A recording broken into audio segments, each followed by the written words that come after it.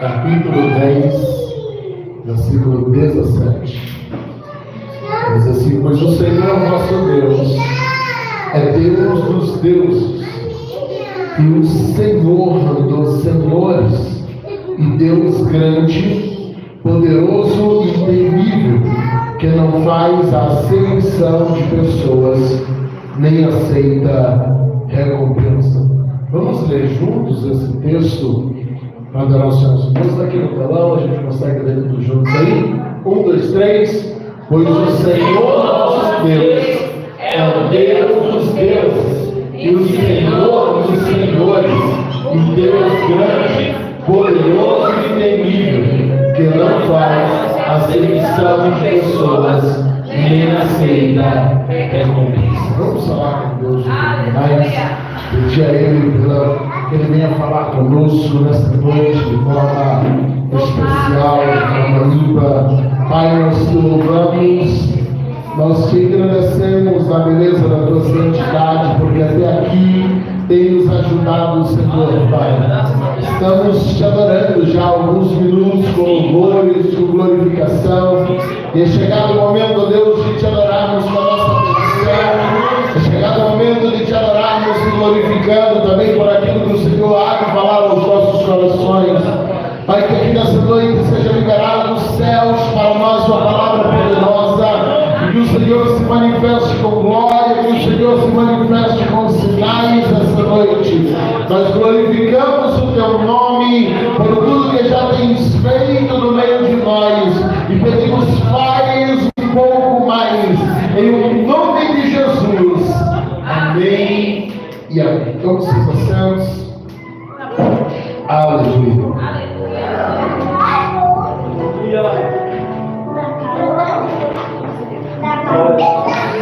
Deus, que nós lemos traz algumas afirmações sobre Deus, e diz que Deus é Deus dos deuses e Ele é Senhor dos senhores, que Ele é um Deus grande, Ele é o poderoso e temível, e que Ele não faz a acepção de pessoas, nem aceita recompensas. Agora, quando a gente joga isso no contexto de Deuteronômio capítulo 10, é interessante porque essa fala a respeito de Deus, vinda na verdade do próprio Deus, porque é Deus falando a Moisés.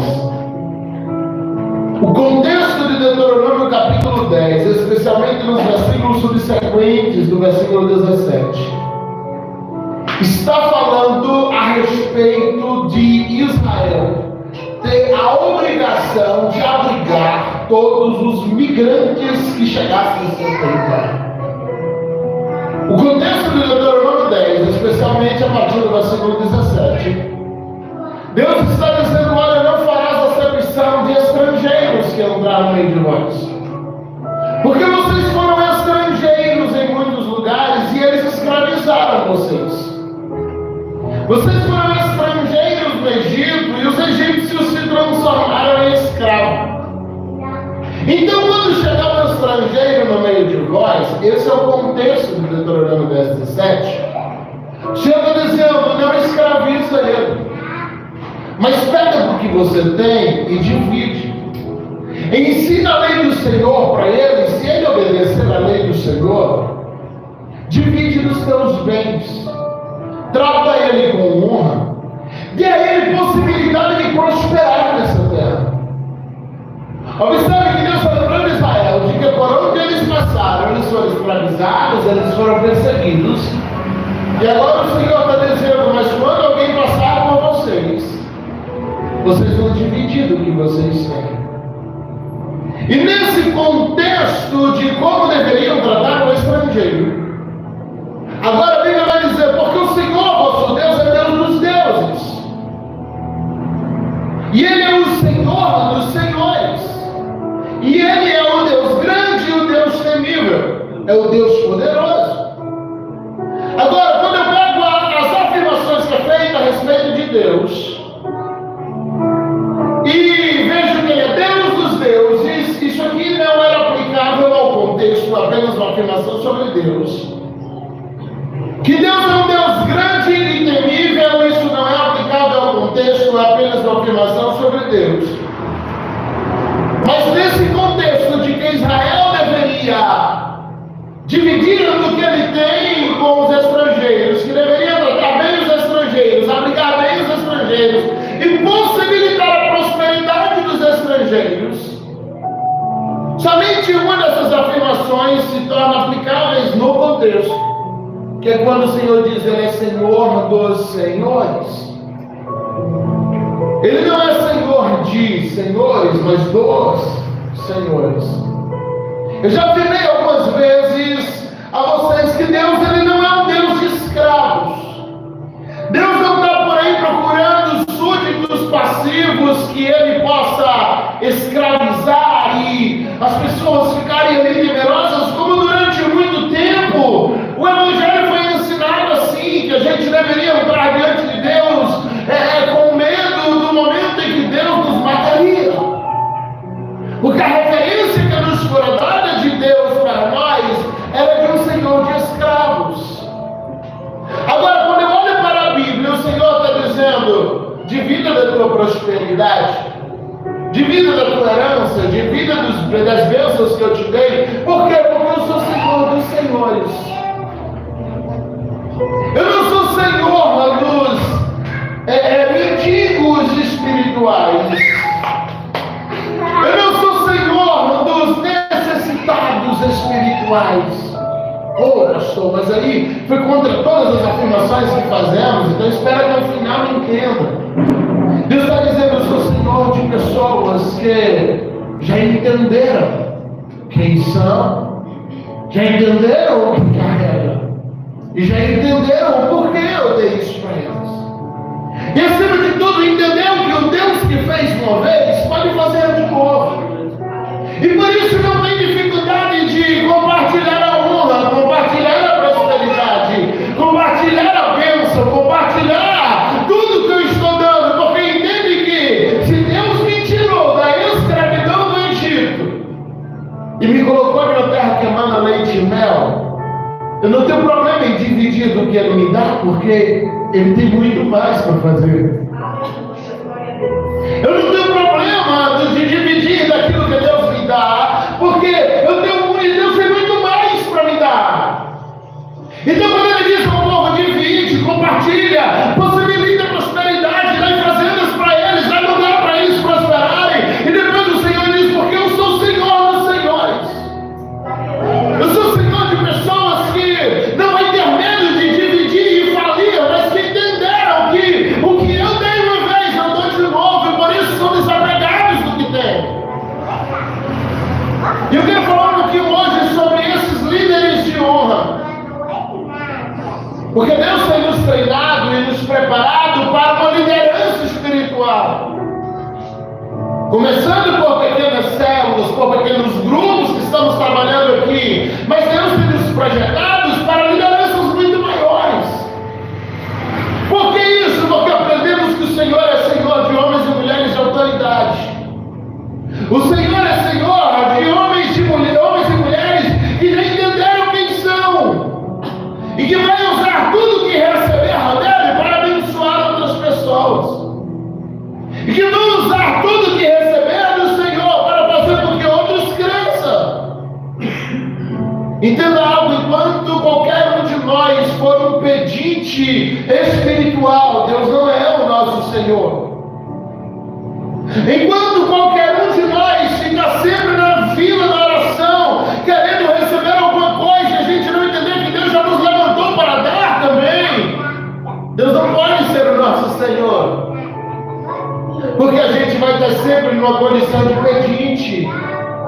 Pastor, não posso pedir oração? Sim, compartilhe suas necessidades com os santos. Mas eu falo de pessoas que entram 5, 10 anos, eles continuam na mesma fila da oração, eles não crescem espiritualmente, eles não alcançam o patamar de varão perfeito de Efésios, capítulo 4, versículos do 12 ao 16, não crescem em fé, não crescem em estatura, não crescem em maturidade, são sempre meninos da fé. Então eles vêm sempre servir a alguém que serve o Senhor, eles vão estar sempre servindo a alguém que serve a Deus, mas Deus não pode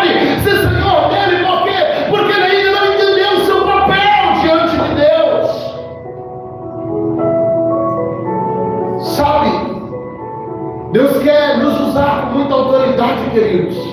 E isso eu falo para toda a palavra verdadeira, para quem está aqui e para quem não está. Deus quer levantar essa igreja com muita autoridade, mas Ele não pode fazer isso enquanto não entendermos quem somos. Ele não pode fazer isso enquanto não entendermos o que realmente carregamos. Ele não pode nos levantar como referência se a gente não for uma referência para si mesmo. Se a gente não entender o que eu carrego em Deus. E você ficar a vida toda, não, eu não sou ninguém. Não, eu não sei. Não, eu não tenho capacidade. Não, eu não consigo. Não, eu acho que eu não sou bom o suficiente. Deus não pode te levantar como autoridade. Sabe, Paulo escrevendo a Timóteo, ele vai dizer assim: Timóteo, valoriza o dom que é em você. Timóteo, dê valor ao dom que te foi dado pela imposição das mãos. Talvez Timóteo iniciou seu ministério sendo alguém inferiorizado. A Bíblia diz que ele era muitas vezes desrespeitado pelos anciãos. A Bíblia não entende isso por ele ser um moço, por ele ser novo. Então os anciãos não respeitavam a unção de Timóteo. E aquilo começa a afetar Timóteo começa a ser um jovem inferiorizado. Ele começa a dizer: talvez eu realmente não tenha função, talvez Deus realmente não tenha me chamado, talvez Deus realmente não tenha me dado. Aí um dia Paulo escreve: ele desvaloriza o dom que é em ti. Começa a respeitar a tua própria unção também. Começa a entender o que Deus já te deu e começa a honrar o que Deus já te deu. Porque quando Deus me dá algo poderoso, eu começo a dizer que eu não tenho, eu estou desonrando aquele que me deu. Quando Deus me confia algo poderoso, eu começo a dizer que eu não tenho, eu estou desvalorizando aquele que me deu. E às vezes a gente faz isso com tanta naturalidade. Às vezes para tentar mostrar uma humildade, para tentar mostrar que a gente não é soberbo, e que a gente começa a dizer: olha, não, eu não sei, não é quando eu prego é o dia mais ruim da igreja. Não, é quando eu falo, eu saio do culto aqui e digo: meu Deus, eu fiz hoje um louvor, eu preguei, eu acho que nem prestou. E a gente começa a pormenorizar aquilo que Deus fez, porque não é a gente, é Deus quem faz. A gente sai do culto depois de Deus vir aqui e nos usar a palavra no louvor, e a gente vai pelo caminho destruindo tudo que Deus fez, porque a gente acha que está falando mal da nossa própria mensagem. Mas o Senhor nos anda dizendo: mas foi eu que falei. Não é da tua mensagem que você está falando mal, é da palavra dele, é do prazer dele em te usar. Então, em nome de Jesus, valoriza o dom que há em você, porque Deus é Senhor dos senhores. Deus é um Deus que já te levantou como Senhor sobre algo, e Ele agora quer ser seu Senhor também sobre essas coisas e em favor de pessoas. A autoridade eu exerço sobre coisas e em favor de pessoas. O Senhor disse a Adão: olha, domine o homem sobre toda a erva do campo, sobre todo animal, sobre todas as coisas. Mas quando ele vai falar da autoridade do marido sobre a esposa, ele vai dizer: mas maridos, estejam prontos para morrer por vossas mulheres. Porque sobre coisas eu exerço autoridade sobre. As coisas são minhas, são vossas. Mas quando o assunto é pessoas, não é sobre, é em favor de. A autoridade quando o assunto é pessoas, é em favor de. É o que o Senhor começa a falar lá no Deuteronômio 10, dizendo: quando chegar um estrangeiro aí, possibilita prosperidade para ele. Possibilita crescimento. Senhor, mas se ele ficar mais próximo do que eu. O Senhor está dizendo: foi eu que te dei a prosperidade inicial, eu faço você prosperar. Foi eu que fiz uma vez, eu faço de novo. Então eu preciso entender pelo menos duas coisas para ser um bom líder diante de Deus. Primeiro, entender o que eu carrego. E segundo, entender por que ou para que eu carrego. Primeira coisa, o que eu carrego. Porque se alguém sabe o que carrega, pode receber autoridade da parte de Deus. E só quem sabe para quem carrega, consegue usar essa autoridade para a glória de Deus. Porque não adianta você saber o que carrega, se você não sabe para que o Senhor te deu isso, aí você vai usar para a sua glória. Olha, o Senhor me deu talentos poderosos. Uau, eu agora sei o que eu carrego. Mas para que eu carrego? Por que Ele me deu isso? Então, se não sei a finalidade do meu ministério, eu vou usar para a minha glória. Eu vou usar para a minha soberba. Mas se eu entendo o que eu carrego, para que eu carrego, eu vou usar para que o estrangeiro prospere ao meu redor. Eu vou usar para que o meu irmão prospere ao meu redor. E eu vou dividir o que o Senhor me der com eles. Para quê? Para que cresçamos juntos. Aí quando a gente fala de autoridade, alguém pensa logo no poder. O Senhor vai me dar autoridade. Então o Senhor vai me dar um carro, uma igreja grande para pastor Antônio. Igreja gigante, sim, uau. Só que a autoridade é o poder. E nem sempre quem dá o poder tem a autoridade. Jesus disse a Pilatos: você não pode ter autoridade se meu Pai não te der. Mas Pilatos é o governador de toda a Judeia. Jesus está dizendo que você tem poder, mas a autoridade não. Se ele não te der, você não toca. Agora você tem Jesus algemado diante de Pilatos. E você tem Pilatos sentado em um trono que é dedicado aos fidedignos de César. Eu te pergunto, entre um homem espancado e algemado na frente do trono e um homem sentado no trono, quem é que tinha mais autoridade naquela sala? O Pilatos está no trono, mas a autoridade ficou com Jesus. Ele disse: eu chegar meus anjos aqui, não vai dar o que presta. Aí você anda mais um pouquinho e você, ou melhor, volta um pouco na história e você chega lá atrás um dia, está José, um prisioneiro que acabou de ser arrancado da prisão, mas ainda não está nem liberto, e foi levado a andar diante de Faraó. O Faraó que é no trono, o faraó de todo o Egito, é o faraó de toda a terra, o império dominante daqueles dias. O José é só um prisioneiro, mas eu te pergunto, quem é que estava com autoridade naquela sala? O faraó diz: em todo o Egito eu não encontrei alguém que tem o Espírito de Deus como Deus.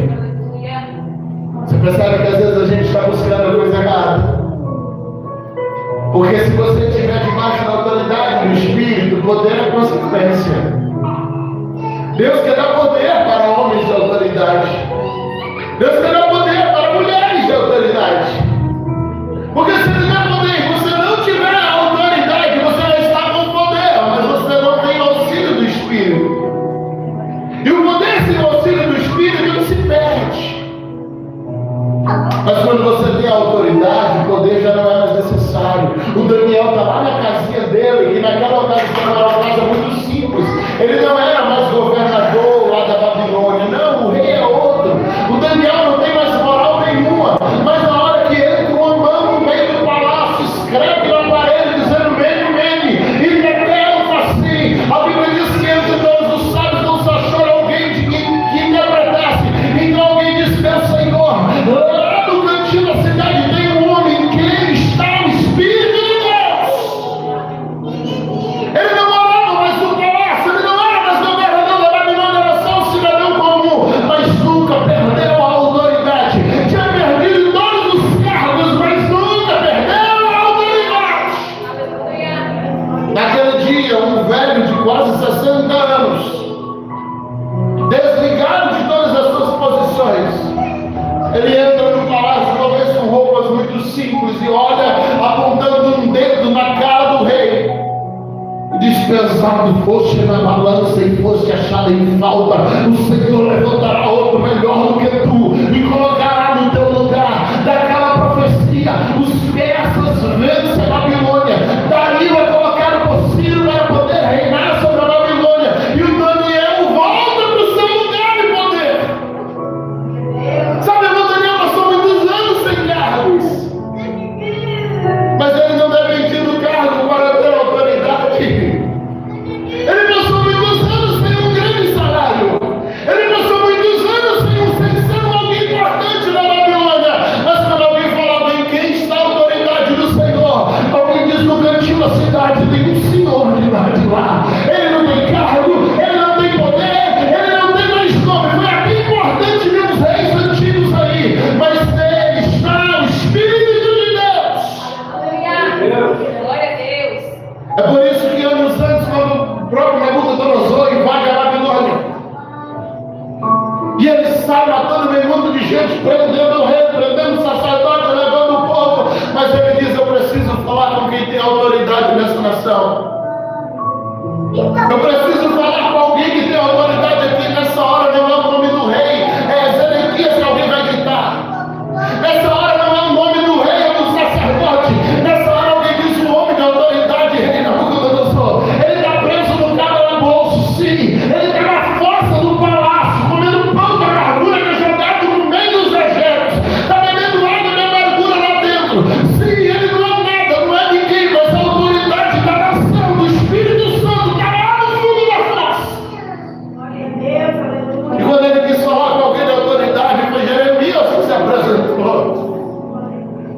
Ele diz: eu estou levando todo mundo, mas você escolhe onde você quer ficar, porque em você tem o Espírito de Deus. Será que você já consegue entender? Eu estou tentando te passar aqui hoje. Da consciência de quem você é, sem depender de grandes coisas. Você vai para Atos 26 e você tem Paulo diante de Festo de Agripa, um prisioneiro que apelou para César. O Paulo começa a falar em Atos 26 e chega no meio do sermão, Agripa interrompe. Era o rei naqueles dias, era o Herodes naqueles dias. E o Agripa diz: para a pregação, porque você vai converter a minha família. Eu preciso te interromper, porque se eu deixar você terminar o sermão, eu viro crente. Agripa está num trono, Festo está em outro, mas a autoridade está com o prisioneiro algemado no meio da sala. Alguém que entendia o que carregava, e aquelas algemas nunca foram suficientes para tirar ele do seu lugar. Escrevendo aos Filipenses no fundo de uma célula em Roma, sabe, naquela cela que talvez seja a última cela de Paulo antes de sua morte, ele escreve dizendo: eu estou aqui assentado nas regiões celestiais com Cristo. Oh, eu não sei se isso não é entender quem é você, se isso não é entender que identidade. Alguém que está no fundo de uma célula, podre, amarrado, jogado com o pé preso no tronco, ele diz: eu estou assentado nas regiões celestiais e estou na companhia de Cristo Jesus. Aleluia! Era só um velho tuberculoso, suplicando por uma capa que ninguém veio nem para trazer a capa do Paulo. Ele diz: na minha primeira audiência ninguém compadeceu. Meus amigos me largaram aqui, o Paulo não era mais útil para eles. Mas ele está dizendo: eu estou aqui na companhia de Cristo. O fundo da célula virou região celestial. Por quê? Porque Paulo cantava com os anjos. É entender quem ele é. Um dia está o Davi no trono, e o Davi está lá, ele tinha o pecado, escondido bem o seu pecado. Entra o profeta Natan, é só um profeta de Israel, diga-se de passagem, um profeta que nunca teve grandes destaques, mas depois de visitar uma parábola para Davi, ele aponta o dedo para Davi e diz: tu é o homem da parábola, tu pecou, Deus vai te punir, Deus vai te trazer sentença. O Davi está no trono, é o grande Davi, mas naquele momento ele está em pecado, e a autoridade estava com alguém que tinha santidade com Deus. Primeiro ponto que você carrega: você já descobriu quem é você? Você já descobriu quem realmente é você? Então está na hora de descobrir para que Deus te deu essas coisas. Eu lembro de um sonho que eu tive há uns 2 anos atrás. 1 ano e meio mais ou menos. Eu acordei muito perturbado. Muito perturbado. Eu contei isso para minha esposa. Porque você estava no talk show, que antes seria importante, no talk show, na TV. E sendo entrevistado por um entrevistador, eu não sei quem é. E de repente me era feita uma pergunta assim: quem é Geisiel? Quem é Geisiel Santos? E naquele sonho eu começava a dizer assim: Geisiel Santos, olha o sonho, foi um sonho, por favor. Geisiel Santos é um atleta de alto nível. Ele levanta de manhã, coloca um bom tênis, ele coloca uma roupa apropriada. Então Geisiel Santos corre uma distância que ninguém consegue correr, numa velocidade que ninguém bate. 1 hora depois ele quebrou todos os recordes. E então ele desce da esteira e percebe que ele não saiu do lugar, porque ele não tem coragem de sair da esteira. Eu acordei com aquilo, meu irmão, que me atribulou por dias. Eu chorava lembrando daquilo. Ele está quebrando todos os recordes da onde? No esteira. Esteira não gera prêmio. Esteira não gera reconhecimento. Não existe a quebra de recorde da velocidade da esteira. Você não vai lugar nenhum em cima do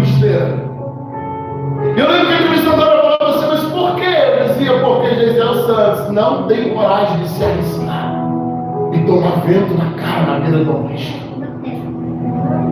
Eu acordei com aquilo desesperado, isso há mais ou menos 2 anos atrás, 1 ano e 8, 9 meses.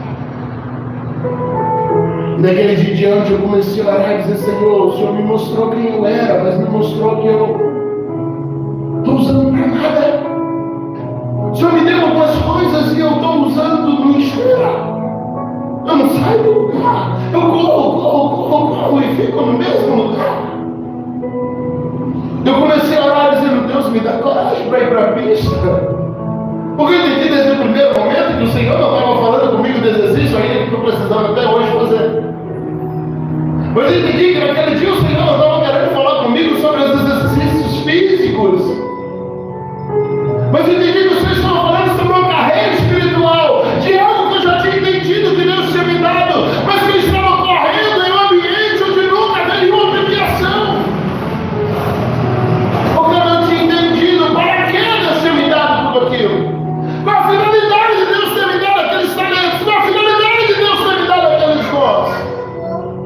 E quando eu comecei a entender a segunda parte, quando eu comecei a entender que saber quem você é não é suficiente, eu comecei a orar dizendo: Deus, me dá destino.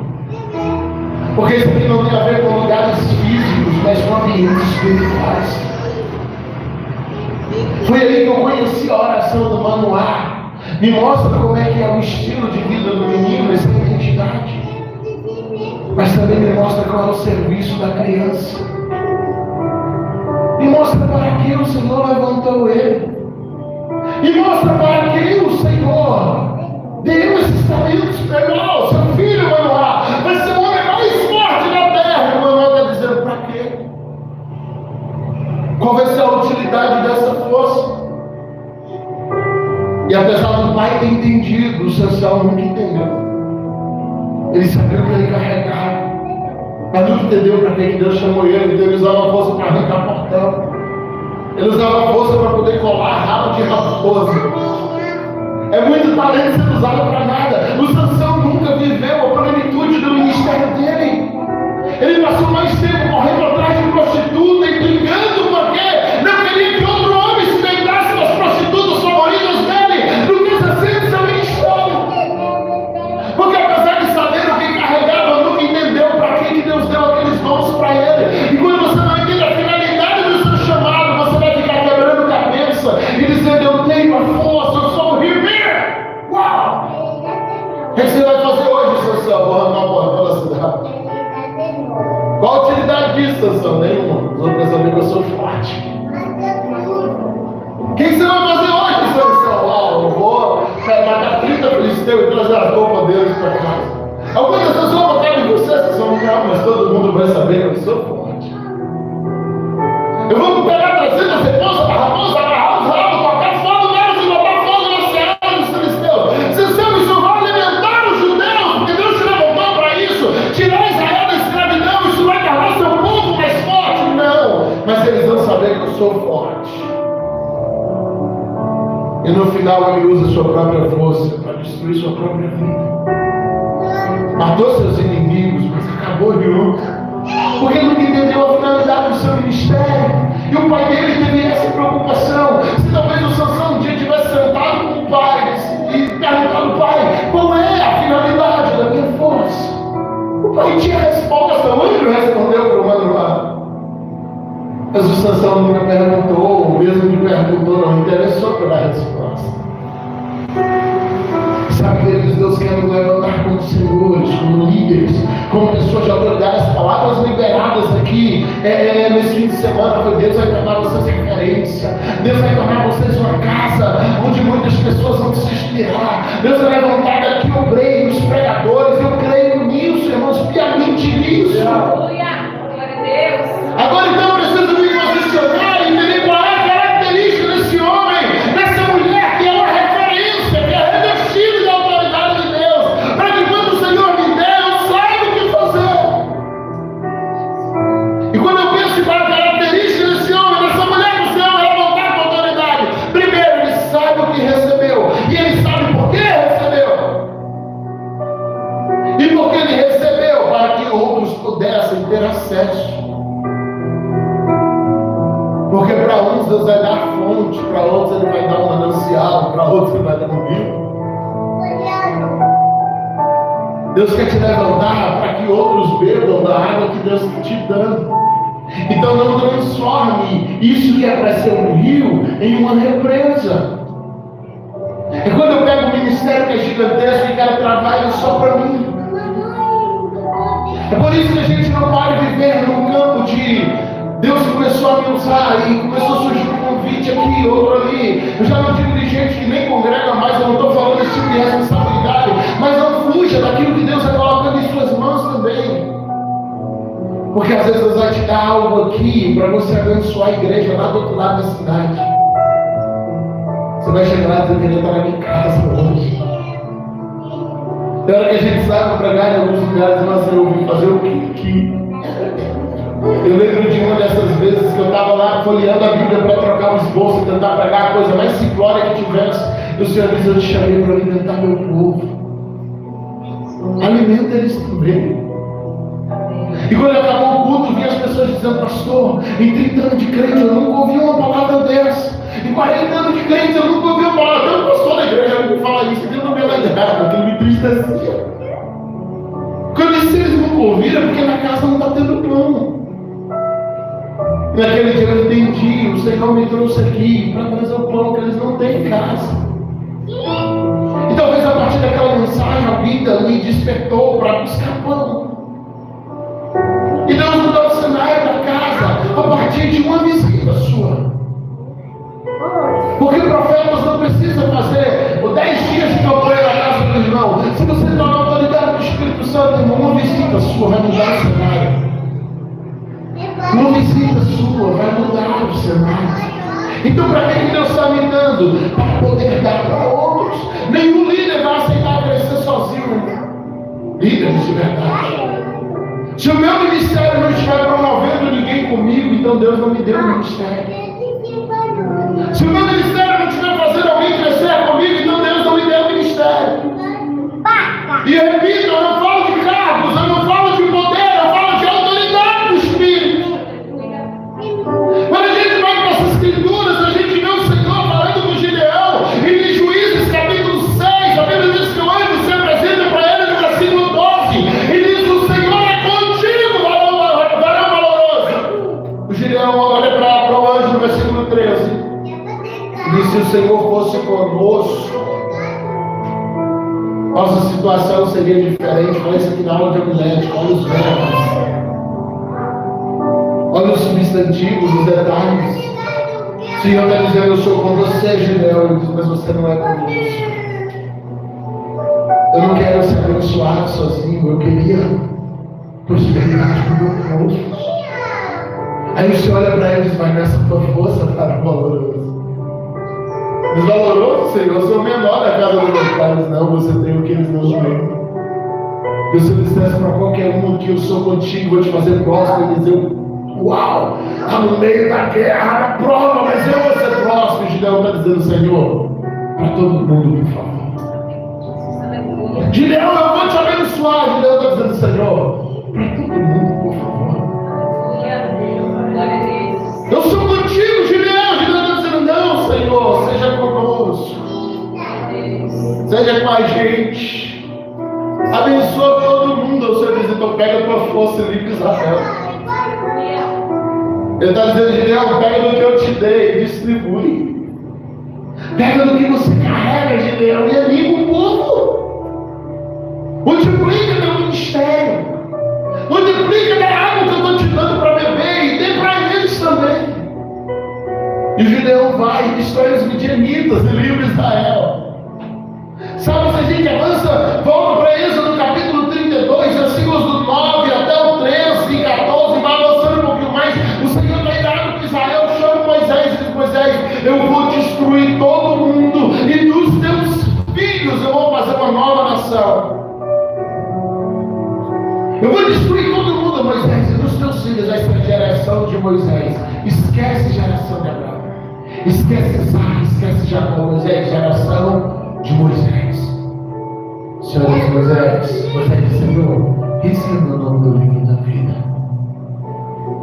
mas não mata o povo.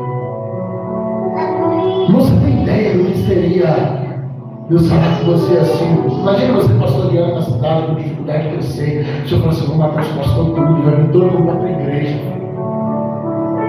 O cara de pastor diz: eita, Deus bom, é agora. A igreja explode. Esquece os outros, Moisés, agora você é o cara, eu vou fazer todo mundo vir para você. Ele disse: Senhor, risca meu nome do livro da vida, então. Porque falaram antes de ti que o Senhor tirou o povo para morrer aqui. Senhor, ou o Senhor salva todo mundo, ou deixa ele fora. E a Bíblia diz assim: ouviu o Senhor a Moisés e se arrependeu do mal que disse. Moisés está pregando para Deus agora. Óbvio que ali é uma questão do peso da tradução, mas o Moisés está dizendo: Senhor, não me abençoe sozinho. O Senhor me levantou para liderar, então abençoe todo mundo. Eu já avanço para terminar, mas Lucas 5, Jesus viu estar Pedro, João, Tiago, André lavando as redes, e aí Jesus pega o Pedro, o barco do Pedro, prega, depois ele diz: lancemos-nos ao mar, vamos lá pescar, e vai ter peixe de novo. Irmão, só o Pedro foi. A promessa foi para os quatro, eles trabalhavam juntos. Só o Pedro vai, mas na hora que o Pedro vê o barco enchendo de peixe, a Bíblia vai dizer em Lucas 4, no versículo 7, dizendo assim: ele fazia sinal para os outros na praia, dizendo: vem encher suas redes também. Você entende por que Jesus já estava de olho no Pedro desde o início? O Pedro olha e vê aquele monte de peixe para lá do Pedro. Jesus aguenta aqui, eu vou descarregar e volto. 10 viagens hoje.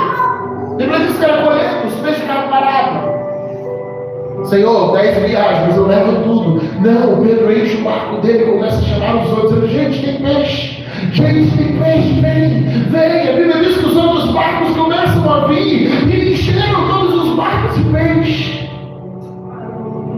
Sabe o que é isso? Você entendeu o que recebeu? Divide.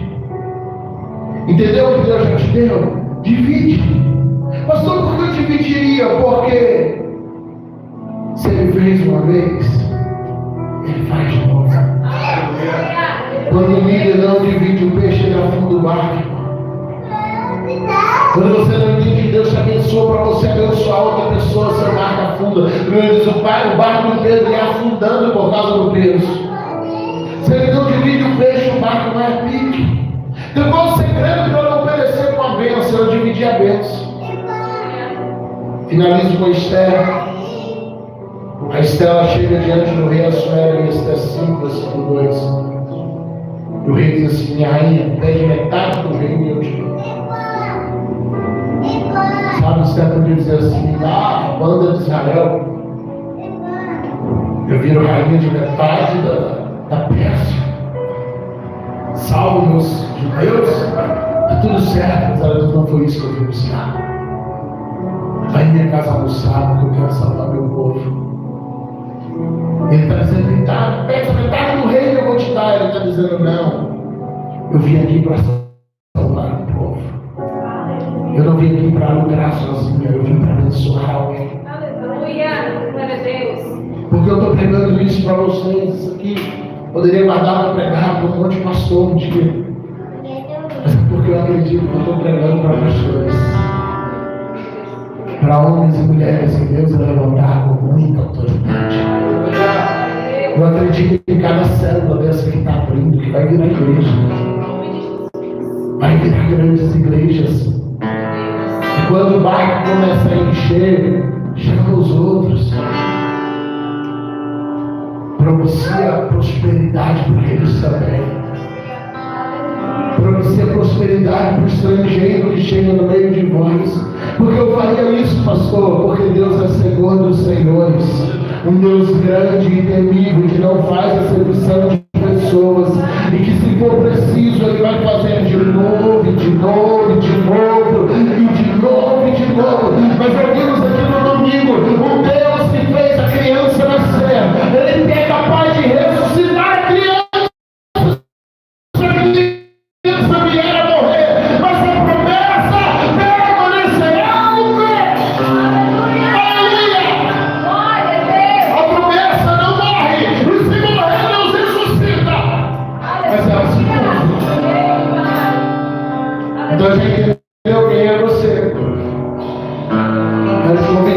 fazer junto a segunda oração. Dizer, Deus, ajuda a usar isso para abençoar outras pessoas. Me ajuda a usar meu talento para que outros sejam abençoados. Me ajuda a usar minha casa, minha vida. Nós sabemos, Senhor, eu recebo palavras poderosas aqui toda semana. Eu quero gastar isso lá na minha missão. Deixa o rio correr. O azeite só para quando não tem vaso vazio. Então se cerca de vasos vazios, porque são vasos vazios que vai manter você transbordando. A gente quer se cercar de vasos cheios, mas vasos cheios param o azeite. Se a gente se cercar só de vasos cheios, o azeite para. São os vasos vazios que mantêm o azeite transbordando. São os sedentos que mantêm a água fluindo. São os famintos que mantêm o pão multiplicando. Então nós oramos dizendo, Deus, me ajuda a entender por que o Senhor me deu esse talento. Me ajuda a entender para que o Senhor me deu esse talento. Para que o Senhor me deu esse dom. Porque eu quero usar para a tua glória. Eu quero usar para o teu louvor. Você pode falar com ele aí, Espírito Santo. Nós te agradecemos, Jesus, porque entendemos quem somos. E somos um espelho, Pai do Senhor. Onde quem olha para nós precisa